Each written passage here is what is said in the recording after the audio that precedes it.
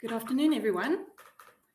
I am Judy Marie van Noordwijk, and I would like to welcome you to our session on African politics and Black political thought. I would also like to welcome our speakers today. I'm going to jump right in, and I'm going to briefly introduce you to our four speakers this afternoon. Their full bios are, of course, available on the program if you would like to learn a little bit more about them. Our first speaker will be Pungu-Pungu, who is very passionate about music, and he studies it at Nelson Mandela University. And he will be talking to us about the role of music as an aid to the struggle in South African politics. Next will be Pumlani Majado, who is a PhD candidate in development studies at UNISA. The theme of his paper is Black politics, an analysis of the representation of the economic freedom fighters in the media. Then Ayanda Kubayi will talk to us about the contemporary condition of Blackness in the body of a nation and insight to subaltern bodies in the democratic South Africa. Ayanda is a former student in political science and conflict studies at Nelson Mandela University. And then finally, Dr. Akpome is a lecturer at the Department of English at the University of Zululand, and he will talk about the politics of fighting corruption in Africa, the example of South Africa and Nigeria. I'm sure all of you know the drill by now, but I just wanted to let you know that if you wanted to have the presentation panel a little bit larger, there is a green icon at the bottom left with three little people that you can click on, and also on in front of these little video screens, there are these arrows and icon ways, and that will give you a full screen. Lastly, please add your questions and vote for questions in the Q&A panel so that we can have an interesting conversation once all the presentations are done. And up next is Pakamani. If you're ready, it's over to you to speak to us about the role of music.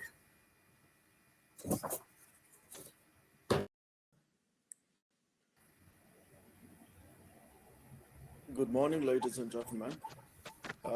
Thank you for gracing me with your presence today. I'll be speaking on the role of music as an aid to the struggle in South African politics. And for the purposes of this presentation, I'll be looking at the background of apartheid and the functionality of music, therefore, within the struggle period. And then I'll show how the ideals that were embedded manifested themselves also in the struggle for the woman as a body of politics. Then I also look at the 1976 youth strike, and also I'll look at also the democratic dispensation, focusing on two presidents, namely Jacob Zuma and President Ramaphosa. And with regards to Zuma, I'll focus on Umshino as a song. And then with regards to Ramaphosa, I'll also look at Tumami.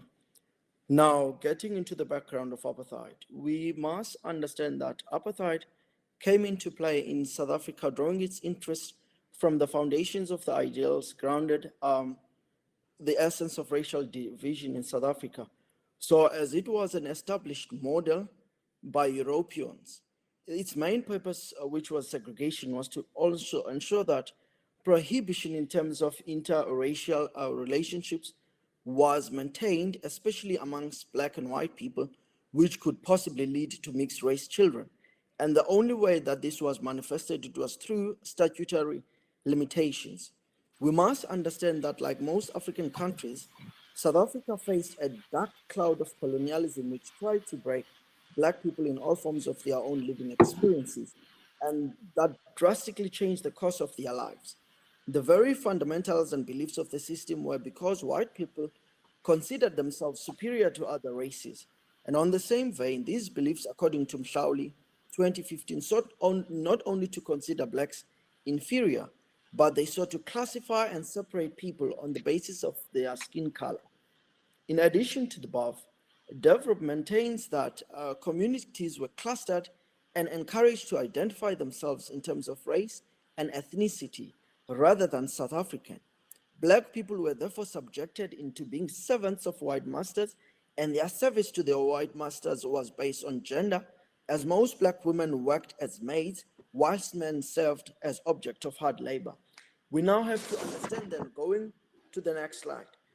With all this badly and inhumane experience, South Africa continued to endure the yoke of the struggle, and what kept the people was struggle music, because music became their only beam of hope towards the realization of a better and democratic South Africa. Struggle music, therefore, as a unique style of music, it consists of typical characteristics which are both musical and non-musical.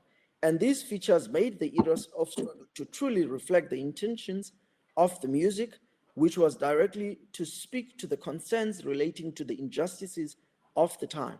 And as a result, the features below, they reflect the lived experiences of the people. Let's move to the next slide.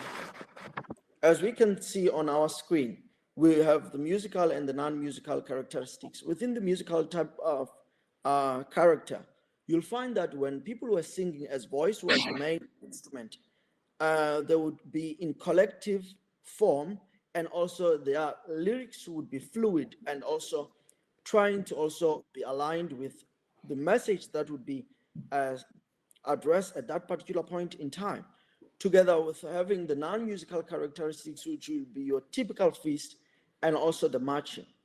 Now, as we go further, we must understand that those characteristics were also visible in the role of the women in the struggle. So as we must understand, as the struggle continued to suppress Black people in South Africa, women were also suffering at the same bait, and even more, for their gender as per society was considered mute. The only people who had a voice were men. This meant that women could not play any critical role, be it in their homes or community. The introduction, therefore, of pass laws, it further triggered the women even further, in that the African National Congress women activists of the time, they decided to do something which was considered taboo, and whereby all women from all walks of life, race, and they gathered and decided that it was enough. What they did was that they also marched to the union buildings to voice out their concerns. And all that they had to themselves was music as a medium of communication. In this very exact event, women adopted a war songs, which is from the Zulus, known as Watinda Madoda. And they changed the lyrics in a manner that suited their agenda and the point they sought to make. These newly adopted lyrics in the march were in the form of Watinda Umfazi, Watinda Imbokodo, Stridom Uzogufa.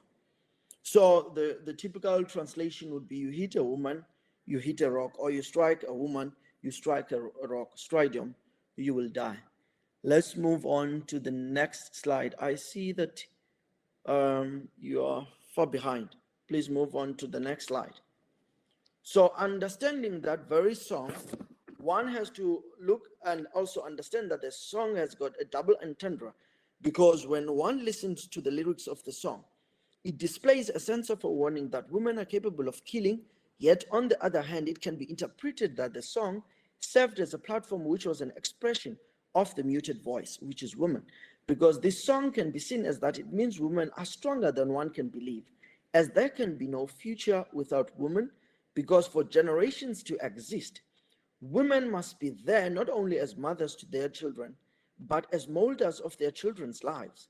Subsequently, they maintained their positions, and in so doing, paved a way for the realization that exists today, where women are recognized as people capable of doing jobs that were only considered for men, and they too now have the rights like all citizens of South Africa.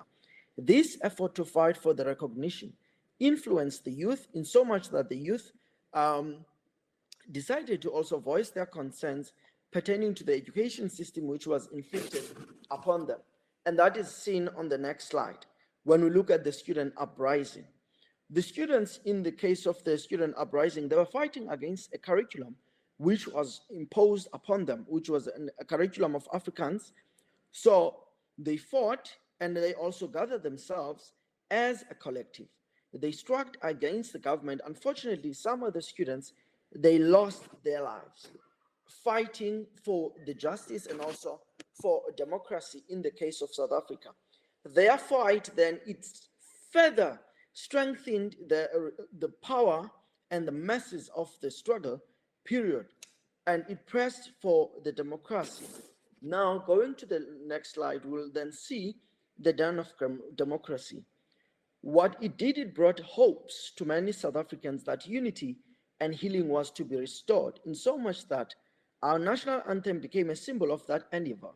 This, however, was tested within the Zuma era when he was fighting for presidency. He had a song that became a trademark before taking the office of presidency, and even after. This song is known as Umshiniwam. Please play for me the video that is attached. Just for a second.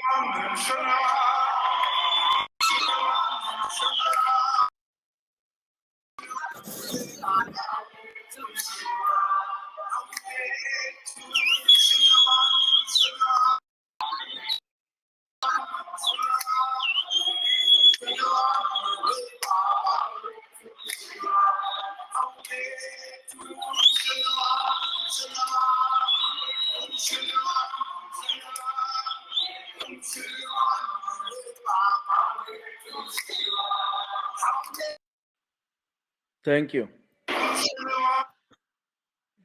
Thank you. The song, in as much as it is considered to be confrontational, when you listen, and also promotes violence, in the song, Zuma displays his longing for his gun, of which the gun that is referring to here, it is not a physical gun. He is referring to dealing with people who had challenged him, be it through the media reports or politically.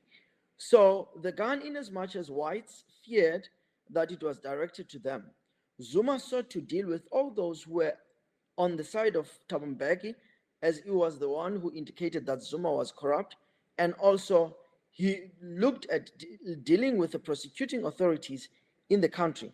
So Zuma indeed dealt with the people when he was in presidency who were against him by removing all those who were in power and ensured that all his supporters were in power.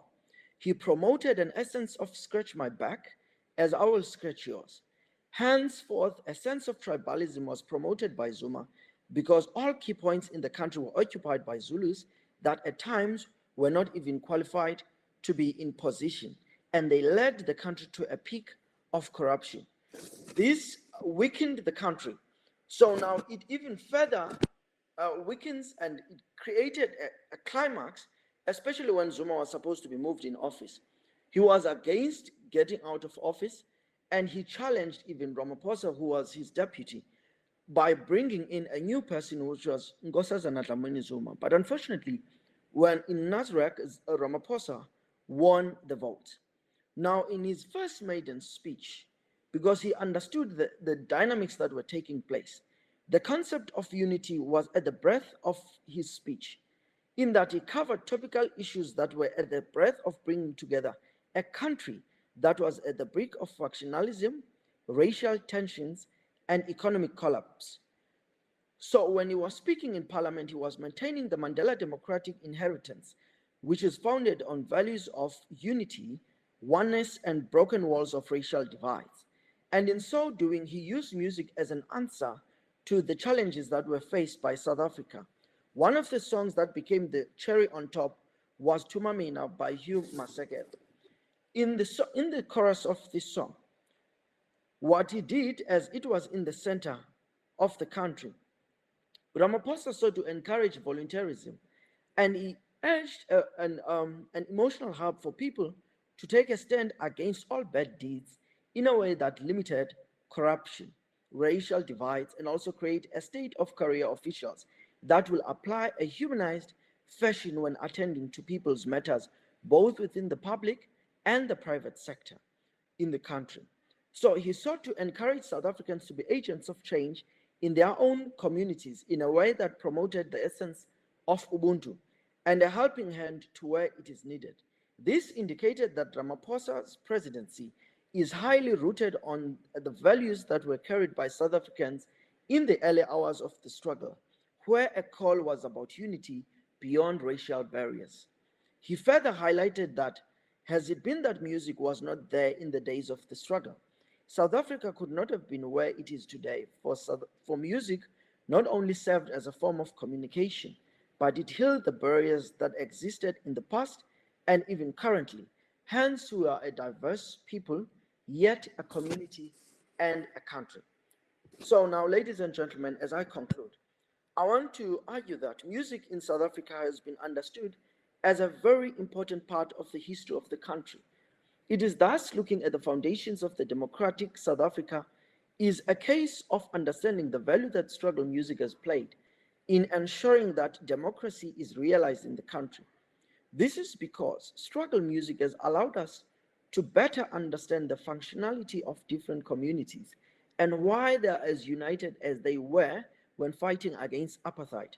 Resistance, even to this day, lives beyond policies and laws. For South Africans are still working harder to achieve a united South Africa where race doesn't define your worth. Music thus has assisted us in ensuring that people of different backgrounds and races exceed their diversities and strives for a united country that stands for liberty for all. As a result, South Africa through struggle music is cherished for having been a model for peace and unity through music as a liberation tool. I thank you, ladies and gentlemen. Thank you, Phakamani. That was really, really interesting. And thank you for making my job so easy by sticking to the time. Next up, Pumlani on pathologizing Black politics. Pumlani, the floor is yours. Thank you so much, and thank you for the opportunity. Writing for the Foreign Affairs, the American historian Taylor Poe argues that American historians seem to have hoped that in not studying and conceptualizing the dynamics or politics of nationalism, they were hoping that the phenomenon will simply go away or disappear. While in America, it is historians, according to Taylor Poe, who have neglected to write about nationalism. In South Africa, I argue that the neglect of this phenomenon, particularly Black nationalism, is more widespread and is not limited to only historians. In fact, I go further to argue that nationalism is not only understudied in South Africa, but that it is written off as a pathology, as symbolizing rogue, dangerous, and unethical politics. The writing off, this pathologizing of Black nationalism is not new, as it is historical, I maintain. The pathologizing serves both an institutional and an ideological tool to silence conversations about racial hierarchies and particularly the power of whiteness in South Africa. The reason I maintain that nationalism, and Black nationalism in particular, is marginalized and pathologized is mainly because of its emphasis on race and racism. That the ideology and practice of pathologizing Black nationalism is an effective political tool to maintain the hegemony of whiteness in the country. To discredit Black nationalism, whiteness often resorts to depicting and masquerading itself under all sorts of ideologies, such as democracy, constitutionalism, liberalism, and Marxism.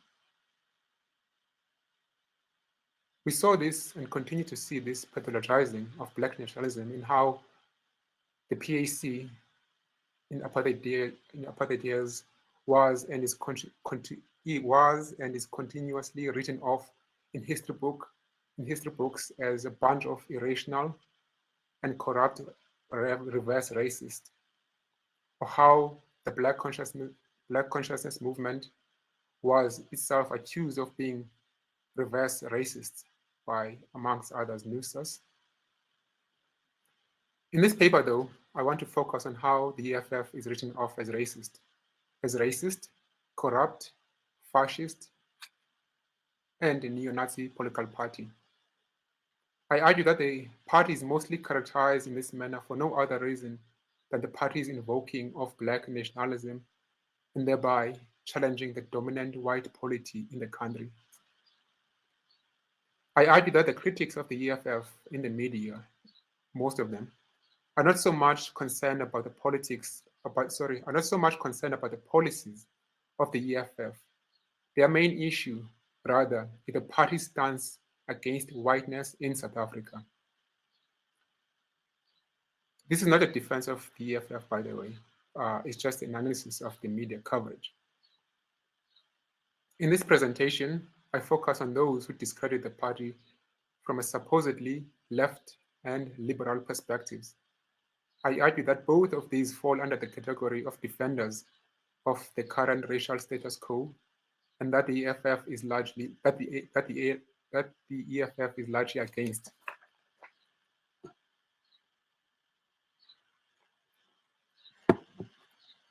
I start with those who claim to critique the party from what they call a leftist perspective. For instance, you have in the Milling Garden one academic, vet sociologist, Sadka, stating that in 2017, quote, it is not, the EFF is not a left force by any stretch of the imagination, despite its own declarations, close quote.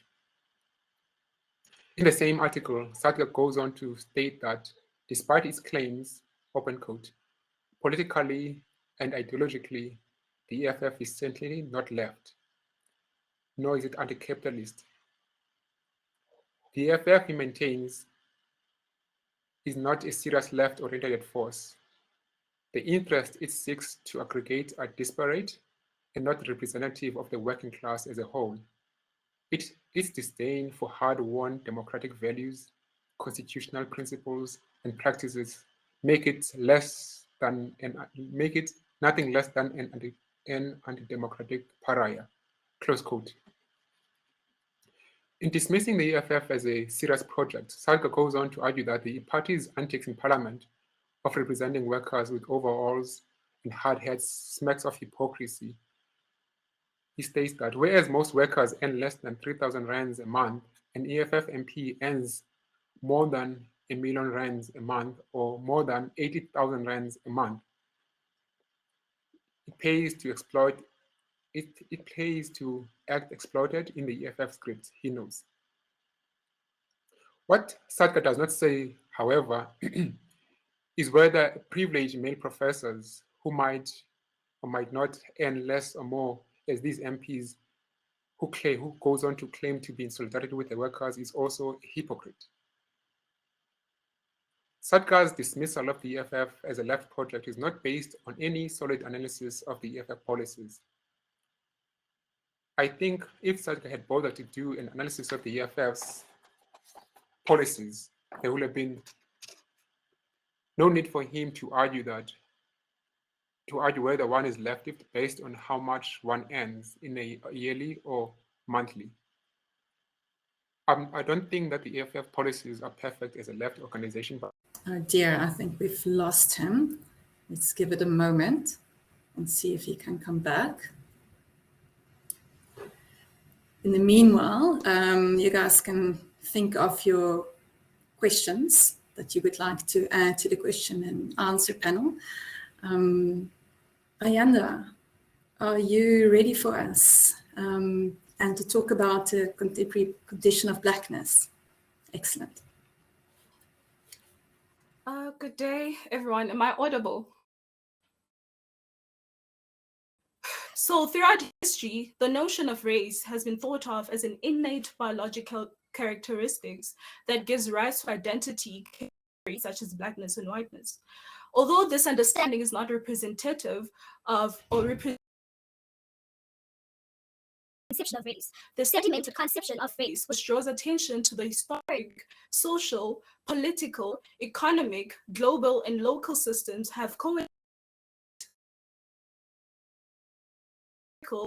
ongoing asymmetries, and this cannot be ignored.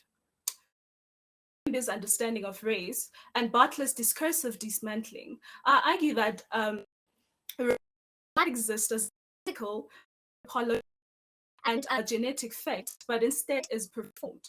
So this performative nature of racial identities is first captured, of course, after Butler by Warren. Racial identities are constructed and reinforced through everyday social structural behavior.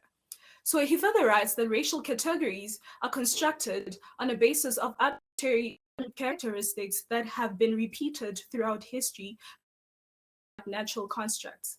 So Mbembe catches this performative nature of race as an ideological whose function is to draw attention away from conflicts to be judged as more real. So what Mbembe means is, in this instance, is that racial categories and oppression. So Canham and Williams also reinforce my making process on the construction of racial identities by noting that race is performative in the sense that it is reified rather through the process of constructing bodies into discrete races, which with natural appearances rather categoric dispositions. So using this performative nature of racial identity as a point of departure, and therefore able to problematize rather the reified structures by focusing more on the theatrics of racial sensibilities. To achieve this, I drew from Manganyi's idea of creation of a personal behavioral manifestations and adaptional lifestyles. Although Manganyi is on the creation, from him I'm able to the foundations of racial theatrics. It directs me to understand race as a mode dialogue to the body, to the other, to the object, time where it depends on dualism. Dualism not in a theoretical space.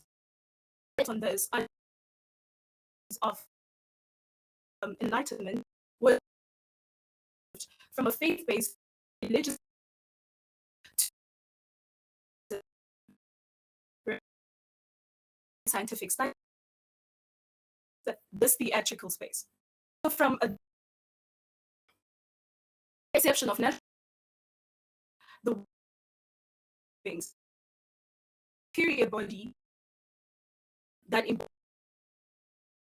is launched. So borrowing from Sue, this body default standard, which other groups are compared to. Because in what it is, I begin to that the dichotomy is a dichotomy rather of customs and rituals which grants the body autonomy over. It claims a higher social position, which is further enforced through an interaction of indifference and with the remainder. This representation of the remainder is, however, that of a pure power of the nature, which perhaps what Mbembe calls the existence of an object or a non-human. As Mbembe further argues, state of being. So using this as a departure, I race as an integral dual dichotomy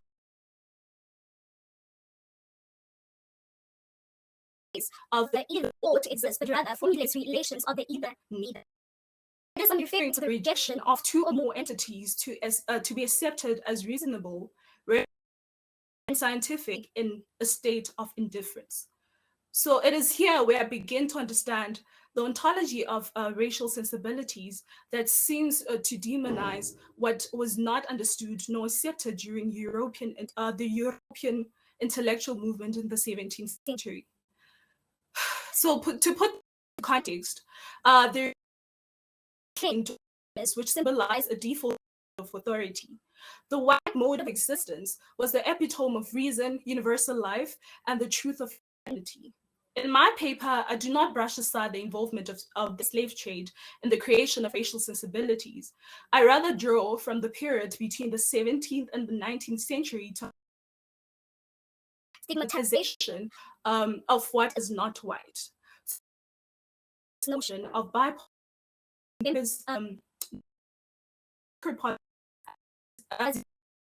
of violence. I argue that whiteness, through its formative nature, normalized.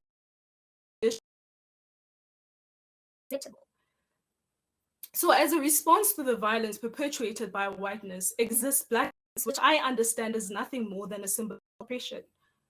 So it's understood by whiteness as a subhuman and understands the self as what Fanon calls an unhappy being, which inhabits the separation from its existence. I also argue that blackness is a symbol of mourning, which, according to Mbembe, desires belonging and seeks anxiety and worry by articulating itself around terrible memory, the memory of a body has been violated at the time. So I further argue that blackness is not a marker of oppression, but a symbol of the loss. So loss of being, authority, and reasoning. So this way of the conception of blackness in today's world, more particularly in Africa. So the conversations of race today in South Africa reflects what Fanon calls the burden of living under a white man's eye, which modernity operates to control and hegemony and social. So conceptualizes this as a white essentialized by authoritative legal inject empiricism and can have with the African context. In white case, its authority blackness and using it to remind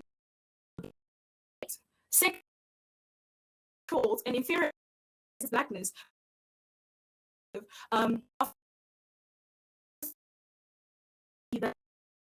acknowledge while simulating and blackness assumes visibility of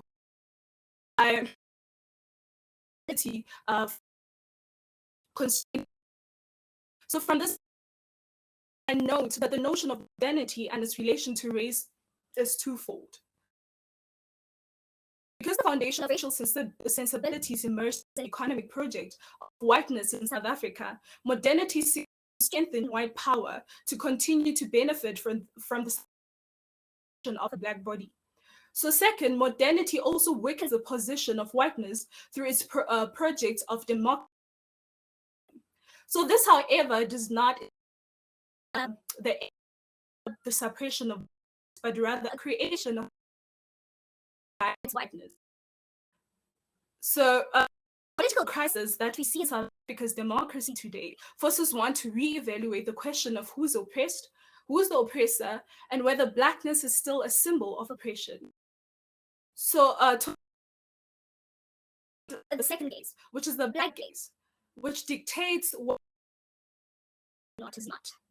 The black gaze is marked by terror and seeks to homogenize blackness to guide itself from whiteness. So the black gaze seeks symbolism and oppression to take part in the theatrics of race. It performs within the mallet. I argue that the black gaze should not be for blackness, which is primarily a being of in mourning, or what Gramsci characterizes as subaltern, but rather that the black should be seen as a system that creates illusion of urgency. I further argue that the black gaze guards whiteness victimhood and blackness. To put this into include the social South Africa's democracy is a point of analysis. The social ontology of South Africa is concerned with social of moral concepts such as urgency, justice, and equality, whose domains of applications of political behavior and institutions. So Africa's democracy of race sells itself to the people as a system of governance premised on undoing racial injustices. So if this is the case, why is it hard for the Black body to escape white constatations? So to answer this question, I begin by thinking around the order of interaction between a democratic South African state and the bodies in mourning.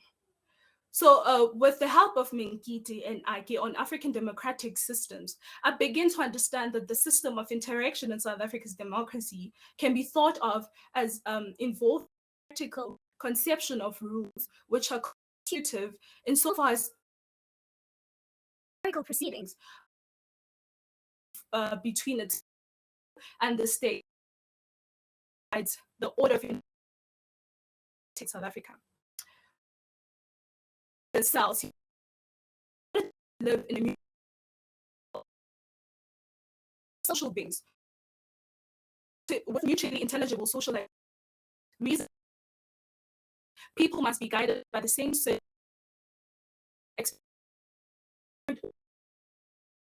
basic. It does and or blackness through the black gaze. Into my, I end thinking aspects of being, which ought to be through the idea of democracy, which is achieving or what the state. So this includes understanding what is not state and reality, which is what it. I use these 3 points of analysis to make meaning of political horrors that has been subjected to in a democratic South Africa, and conclude that South Africa's democracy involves a system of what FIS motivated that produces a non-racist racism to mark the total current. It claims ignorance, colorblindness, and non-intentionality around racist utterance or behaviors, and thus, in a politically correct way, it enforces contemporary racism. Thank you so much, Ayana. That's very thought-provoking. You did great. Next, Dr. Are you ready for us? I was just saying thank you, and thanks to the colleagues who had spoken before me, and thanks to the colleagues who are in the room. Thanks for coming. My paper is, I'll just do this again, is titled The Politics of Fighting Corruption in Africa, the example of South Africa and Nigeria. I'd like to read my abstract quickly, and here it is. What does the increasing local and international interest in fighting corruption reveal about the state of African democracies today? And what does it portend for sustainable development in the continent? Guided partly by Frederick Jamison's influential exploration of narrative as a socially symbolic act, I try to provide a critical discourse analysis of the major sociopolitical discourses and narratives which are inspired by and associated with governments fighting corruption in Africa, with a focus on South Africa and Nigeria in the past decade or so. I try to highlight the ways in which most of the anti-corruption discourses and campaigns are influenced by and aligned with the political agendas of specific non-neutral political fields in alliance with particular politico-economic constituencies, especially within the media, dominant political parties, the intelligentsia, and big business. Against this backdrop, and in view of the uncertain outcomes of successive anti-corruption campaigns across Africa, vis-a-vis unrelenting and sometimes worsening socioeconomic problems, I argue that in its current forms, fighting corruption in Africa is apparently geared more towards particular parochial political schemes rather than the commonly professed altruistic objectives. Needless to say, this, in my view, has negative long-term implications for democratization and overall development on the continent. I try to divide my paper into, I think, 4 parts. I'll begin by commenting on the idea of fighting corruption and say something about, I'll say something about why I approach this through discourse analysis and narrative analysis, and then say a little bit about what I consider, make some examples in South Africa as much as I have time.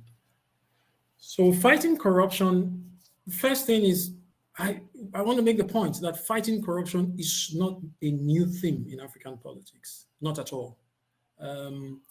As many of us will know, Africa, many countries in Africa have experienced very many coups, coup d'etats, sometimes violent, sometimes not so violent, overthrows of government.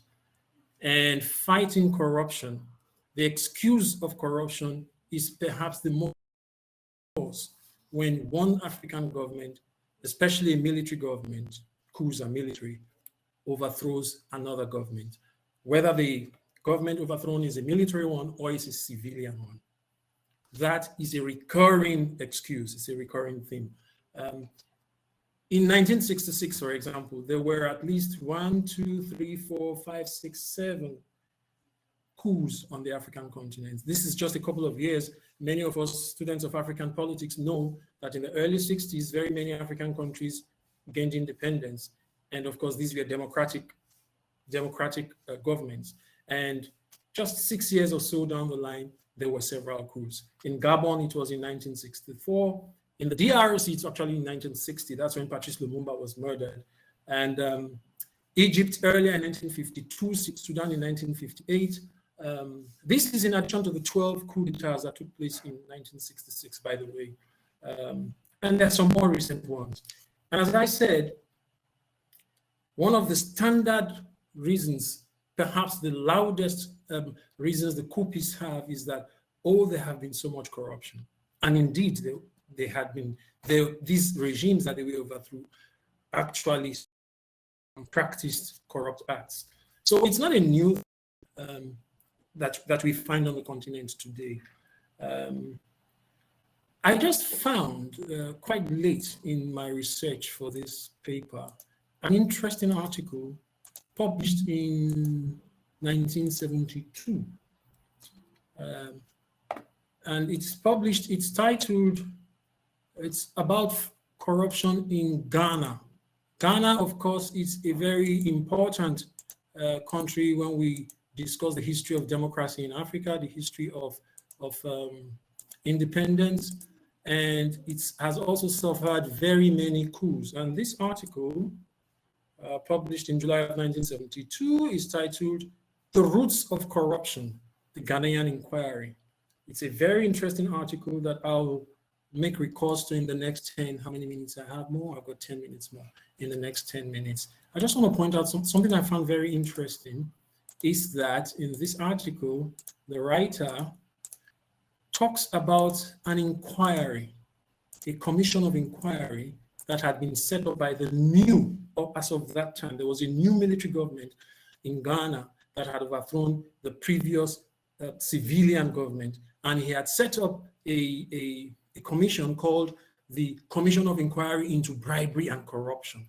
So resonant with what is happening in many countries, what is happening in South Africa and Nigeria today, if you ask me, it's how it seems to me. And the purpose of this commission, one of its main terms of reference, was to find a way.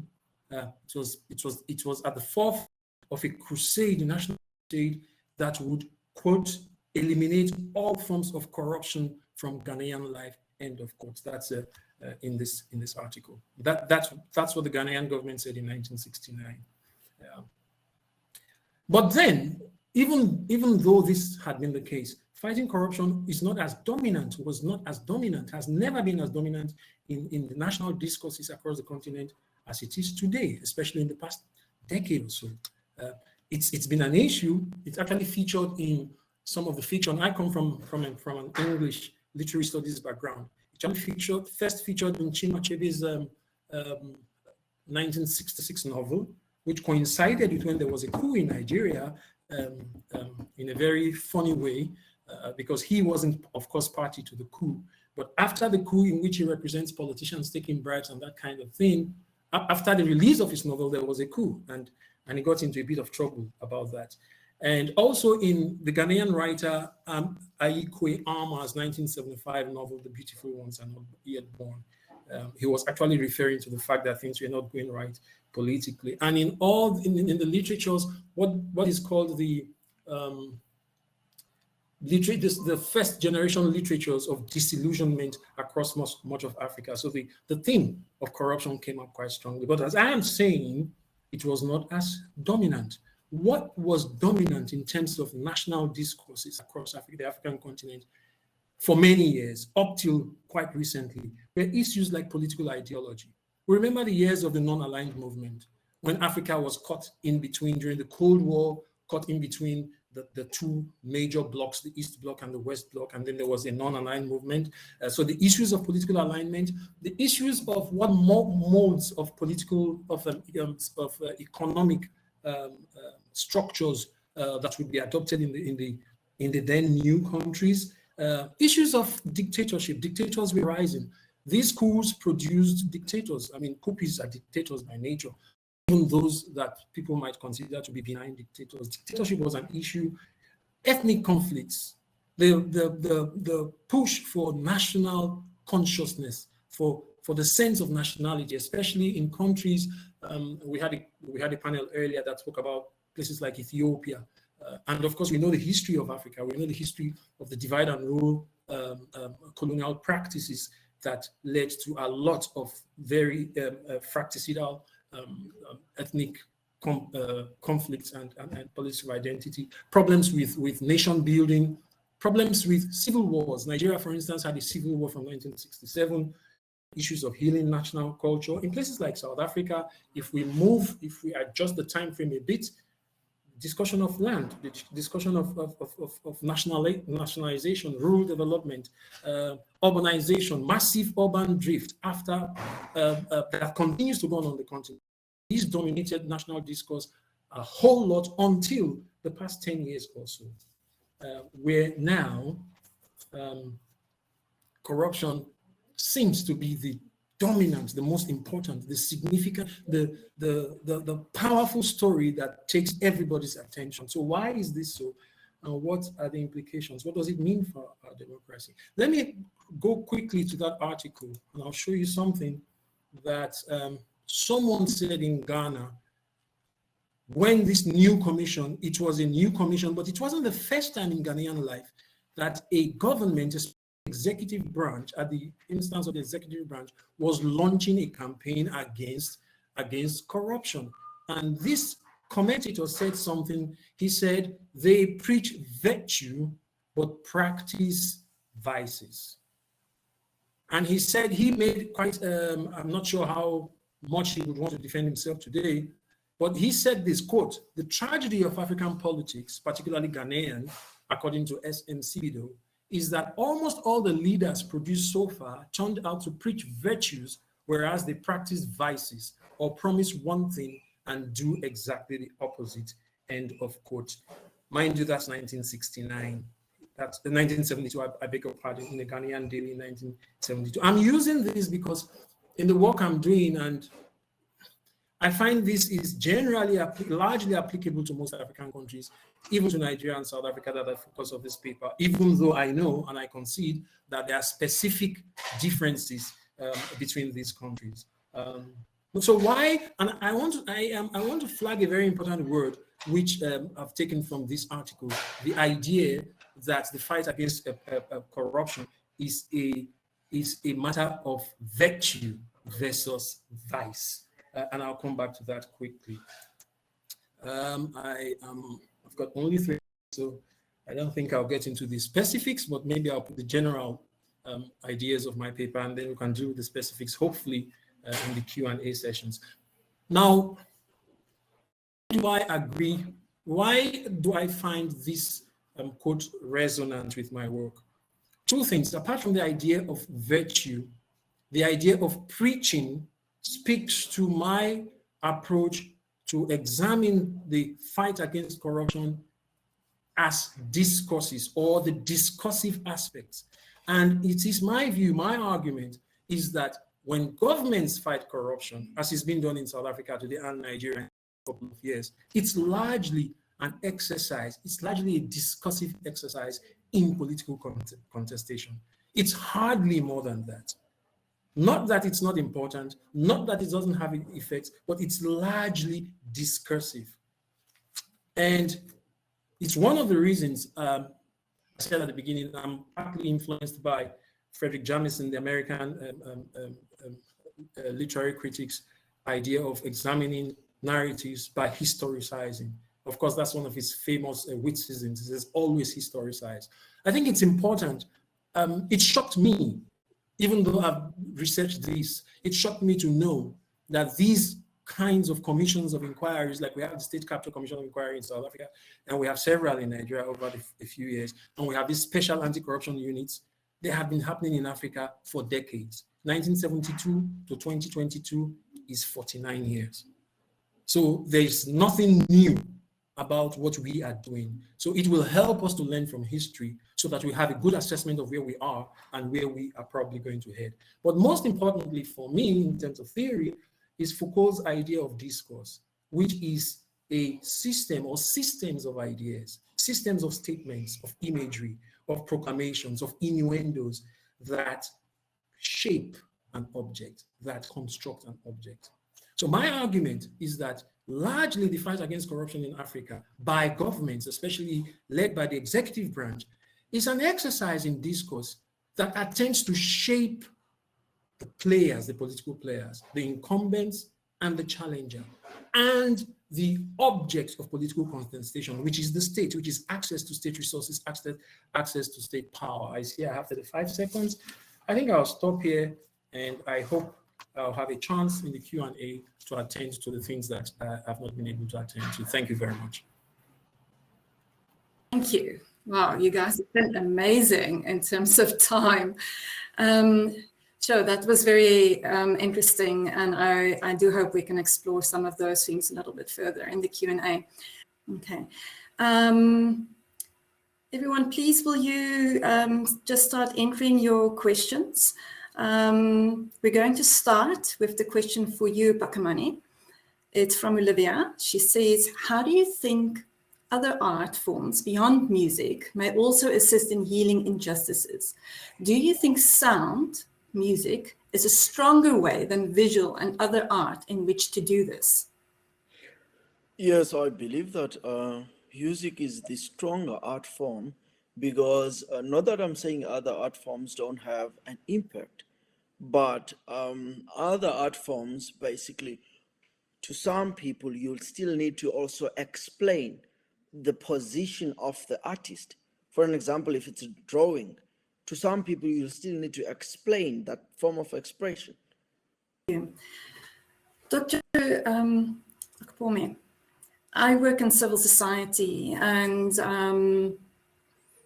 yeah, you know, it sort of made me uncomfortable to hear what you're saying about corruption, because it impacts our work so much. It sometimes feels like we're struggling to get forward, and it feels like government's right there behind you, and then you've actually not been behind you at all.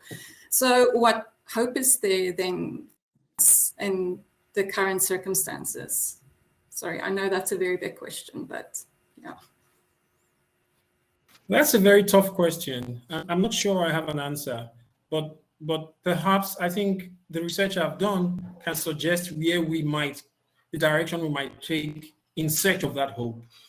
Part of what I have down here is, why do I say these campaigns against corruption are largely discursive? Even in South Africa at this moment, where it's very hot, I mean, the state capture thing is, you hardly are able to find definitive, far-reaching changes, definitive convictions and far-reaching changes that have the power to change the way things are done. If you listened earlier to I think it's the first plenary, there's two interesting presenters who did half of my work for me, Zupi Swakota, talking about the public procurement, public finance management act. Tells us, even the title of our presentation is Deteriorating Accountability. Public corruption is a matter of accountability. Unfortunately, government campaigns against corruption are targeted at individuals, are targeted at political actors, and they tend to leave the political systems which make corruption thrive intact. They tend to use those systems to personal advantage. After using the campaign against corruption to gain credibility in the sight of the populace and the international community, they leave those very systems. And even in the OECD, and Kota made a reference to a very interesting paper by the OECD, the same challenges we face across Africa is faced in the OECD. Perhaps the effects of pilfering government funds is not as strong there as here for very reasons, some of which are obvious to us. But the very issues are issues of accountability. Corruption is a matter of the use and the abuse of power. It is not really a matter of individual morality. Unfortunately, the campaign against corruption targets individuals and reduces to issues of morality what are actually issues of systems, of complex, opaque, and a lot of these systems are deliberately made to be opaque. Because if the systems were transparent, if the systems were not very complex, we would quickly know that 2 million is going somewhere, that 4 million is not going to go. But because it's very difficult and we have to deal with our lives, we have to find data, we have to deal with our kids, who is going to sit in parliament forever trying to find or go to the offices of the ministries? So I think if we the people, and I know it's a very vague statement, if we understand that the government itself, being a repository of power, is actually the problem, is actually where most of the problems come from. And rather than trusting the government, trusting a president, trusting a new premier, trusting a new governor, in the case of Nigeria, a new president, to fight corruption, we are making a huge mistake. We are the ones who will fight corruption, not them. They are the corruption we need to fight. They can't fight corruption on behalf of society. So that's all I can say for now. Thank you. That's good. A question from Fuayanda. How do you reckon Blackness could start to be seen as a symbol of oppression? Not as a symbol of oppression, but as a symbol of being. Yeah, am I audible now? Yes, you are. Okay. So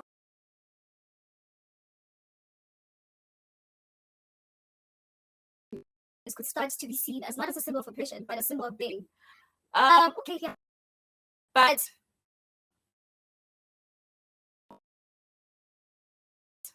in a sense whereby Blackness, I think as a being is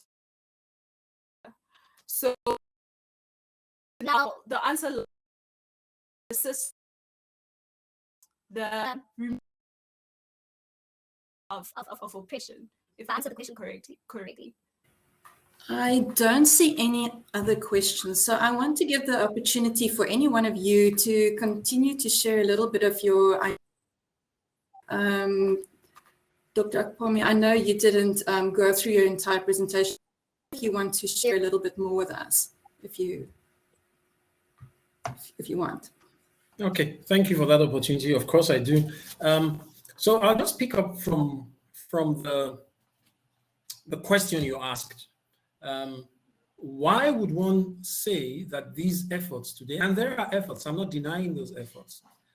Why would one say they are largely, I'm not again saying they're completely rhetorical, I'm not saying they're completely discursive, but I think that is perhaps in terms of intention and capacity, that is where they operate the most. It is to create, it's to construct the contest, the contestation, to construct the other, whether it's the incumbent or the challenger. I mean, I do not presume in every instance that it's an us versus them situation, but in the context I'm focusing it's largely us versus them. In Nigeria, up till in the run-up to the 2015 election, it was the incumbent Goodluck Jonathan against a very strong challenger, who is now the current president, Muhammadu Buhari. And of course, in South Africa, let me walk that back a bit. I really don't want us to get hung up on the idea of the individuals involved. So I would rather say it's the camps. So let's say the camp, the political force represented by the incumbent, and the political force, the political contestant represented by the challenger. In the case of Nigeria in 2015, and in South Africa, of course, it's the political force represented by the faction of incumbent and the faction of the former president. Okay, and and we see how fighting corruption plays a very powerful role in campaigns. In Nigeria, in particular, there was a very sleek, a very media-savvy campaign against the incumbent. It was very sleek. It was very, very, very savvy. I think the campaign, one of the chief figures in that campaign was the guy, David Axelrod, who pulled off Barack Obama's success in his first election. The story was that both camps, both the incumbents and the challenger, sought to sign him on, and I think the challengers were fast, and it was a thing. So discourse, according to Foucault, constructs an object. It constructs the object of the opposition through the contestant, through a series of coherent and planned messages and planned messaging, through chosen platforms, through well-crafted phrasing. The public begins to see a certain contestant or a certain camp as the camp of the corrupt, and the other camp as the camp of the upright.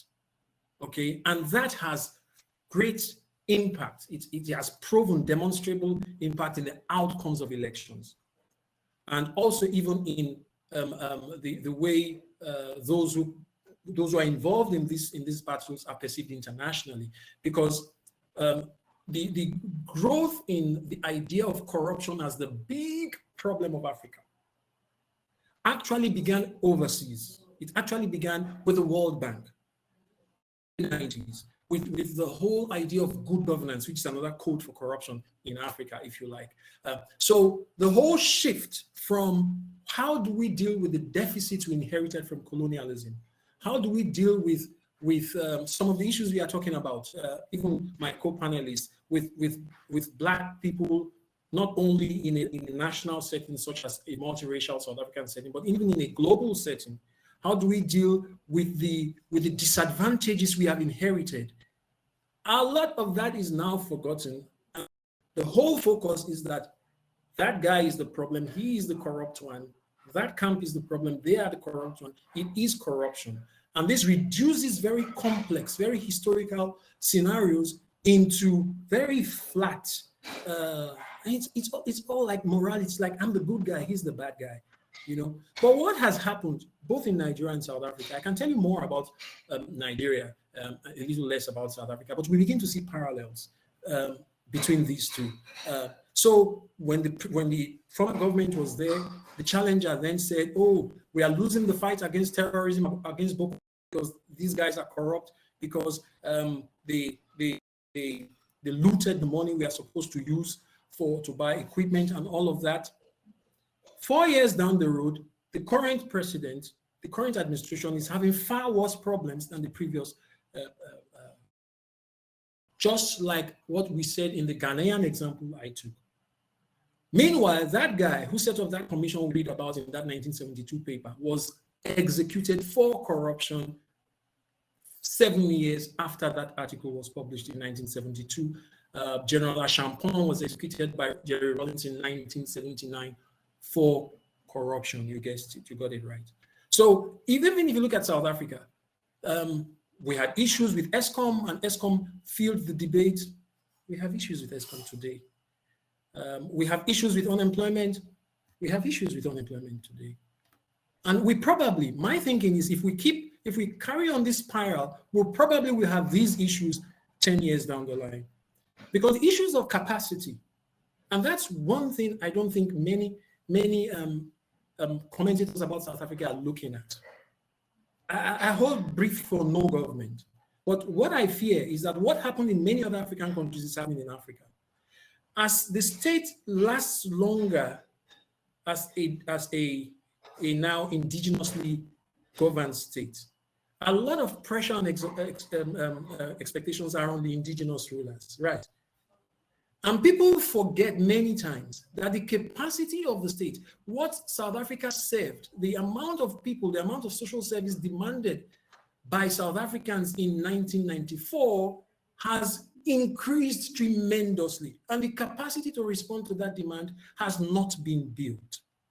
And I don't really think it boils down to any individual, neither the former or the incumbent government. I think the problems are located more, if you ask me, I know that people don't, not everybody accepts that, but I think the problems are located more in complex global dynamics, political and economic dynamics than the local dynamics. But then we need now to recede a bit, in my view, and consider everything. Ourselves to be held hostage by, in the words of Chimamanda Adichie, a single discourse of corruption. It's the cause of all the problems. And my problem with the corruption discourse is that when you ask people, how do we solve the problem of corruption? They will tell you the corrupt people won't let us solve the problem. The problem that really can't be solved. It keeps us in secular conversation. That if you try to solve it in Nigeria, when anybody said anything that tended to resist when the new government came in, it was classified as corruption fighting back. So if someone was saying, okay, we understand that that former minister is accused of so and so, but we think the process of prosecution should have been like this, or we understand that there are deficits there, then they'll say, oh, that's corruption fighting back. And I've seen some of that in South Africa as well. All you need to do to get into trouble is to be called a Gupta linked. Even if all you did was to say hi to some guy that remotely looks like Gupta, then you are Gupta linked and you are condemned for life. So maybe that's what I would like to say for now. Thank you so much. There's a question for you. Thank you for your paper. Based on the historic records you analyzed, are there any lessons that South Africa can take to counter corruption in the light of our particular political environment? I think so. I guess I'm repeating myself, but I think the focus should be on the systems. Zukiswa Kota's paper was excellent. She did like 75% of my, listen to this, these are the notes I took from her paper. She said there's weak oversight. These are her words. There's weak, I actually missed the presentation, but I came in during the Q&A. There's weak accountability. She said there's limited oversight. She says the procurement process is complex. It has been identified world over, empirically, forensically, that the greatest avenue for state funds to be looted is public procurement. It's a messy process, and I think it's deliberately messy because it covers those who, it's like arson. You know, you've done things and you set the government, and nobody's going to find a trace. It makes it difficult to trace transactions. So I think we should focus on that process. If we focus on that process, if South Africa focuses on the process, rather than being over what's the word now, carried away by the focus on individuals and the focus on the idea of morality. The problems, these are not problems of morality. Moral problems are human problems. They will be here forever. These are problems, the way I understand it anyway, I think these are problems of systems and structures. Systems that will transfer much of a significant amount of oversight functions to people outside the political elite. That is when we are going to have some checks and balances. But if it's the same people within the elite, you know, like that argument has been made, I think, since 2012, when the SIU, or before 2012, when the SIU was placed under the SAPS people have been arguing that how can you truly investigate corruption by the political elite if the investigating body is placed under the very elite? It becomes extremely difficult. Actually, it becomes impossible if you ask me. Because as they say, no man sits on their balls. Nobody's going to do that. So I think if we focus on the process, but it's a very difficult thing to focus on process because of the way politics is in general, even in the so-called more, even in America, we saw what happened with Donald Trump. We saw the reports of corruption. Politicians are very clever. They make it personal. They are very, very good. They know how to turn our focus from the real thing. You know, like magicians, they're doing something with the right hand and they're showing us something with the left hand. But then if we have a strong civil society, and I think South Africa is doing very well there, I think it's quite robust, I think then there would be hope. And this question is for both panelists. Are we arguing that we tend to collapse politics into morality? Yes, that's my view. But I do think it's an international discourse that we picked up in Africa. I think we were very busy with issues of land, issues of what should we align with the Soviets or should we align with the West? Should we privatize our companies? Should we not nationalize? How do we deal with the other? You know, and South Africa is busy with how do we deal with our racial differences. I think this overarching discourse of morality came from the rise of bodies like Transparency International that began to rank people, and then all the African countries will be ranked at the bottom. And then all the African countries will be called corrupt, and then some Asian countries like Afghanistan and all of that. I think that our politicians now bought into that. And instead of now having to face serious questions about what are you going to do? What are you going to do about the land question? What are you going to do about the ethnic divisions in Ethiopia in that part? What are you going to do about the Niger Delta question in Nigeria? Our politicians found an easy way because they told us that the problem is that corrupt guy or that corrupt party. And our politicians latched onto it. And we made it a matter of morality, of I'm better than that guy.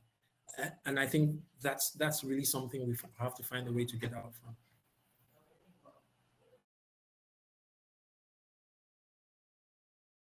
Thank you for that. Ayanda, I don't think you're here anymore. The question that you got, for interest's sake, Ayanda, a provocative thesis that you put forward that reminds me of Fanon's essay, The Fact of Blackness, where he also raises the question of how to understand blackness caught between the politics of white representation and supposed black authenticity. Mbebe builds on this conundrum as well, so I can see how you benefit from his analysis. I wonder, however, whether Lisa Nelson's 1999 essay, written at a time when performanity was gaining high traction, might not be a useful piece to engage with in terms of its core argument that bodies and space matter, by which I mean,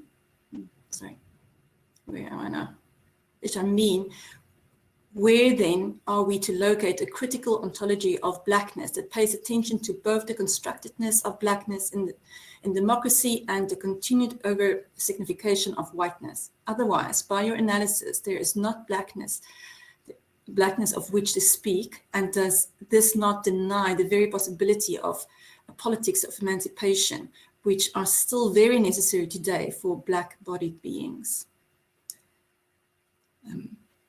Ayana, sorry that you're not here to answer this. Sounds like it would have been an interesting discussion. I don't see any more questions.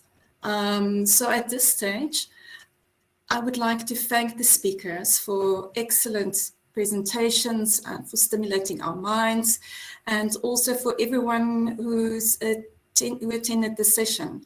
And who contributed to an interesting conversation. Thank you so much. I wish you a very good rest of the afternoon. Yes, thank you so much, Bruce. Unfortunately, Ayanda's internet basically didn't work out in the end, so that's a pity, but I think we had a very rich conversation. I just want to remind people at 3 o'clock we have our next breakaway session, and if you stay in the main auditorium, you'll be able to join the panel on higher education and social justice. And if you prefer and would rather go to the parallel panel, that's on decolonizing and Africanizing democracy. So yeah, see you back at 3 o'clock.